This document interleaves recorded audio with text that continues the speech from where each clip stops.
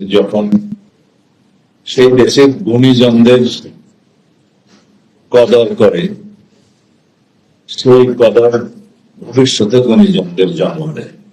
BNP রাষ্ট্রীয় ক্ষমতায় থাকুক বা না থাকুক, বিএনপি এবং তার সর্বোচ্চ নেতৃবৃন্দ এবং সকল পর্যায়ের নেতৃবৃন্দ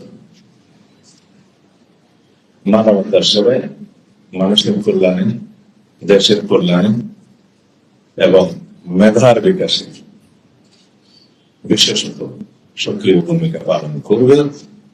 সেটা আমাদের সাধ্য এবং সামর্থ্যের মধ্যে।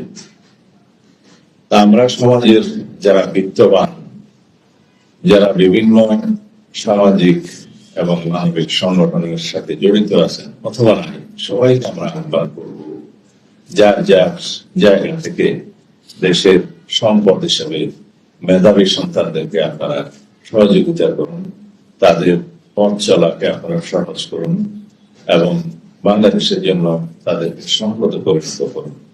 একটি জাতি তখনই এগিয়ে যায় যখন সেই দেশের ব্যক্তিত্বদের, যারা দেশের জন্য অবদান রেখেছেন, তাদেরকে সম্মান করে, সেই দেশের গুণীজনদের কদর করে, সেই কদর ভবিষ্যতে গুণীজনদের জন্ম দেয়।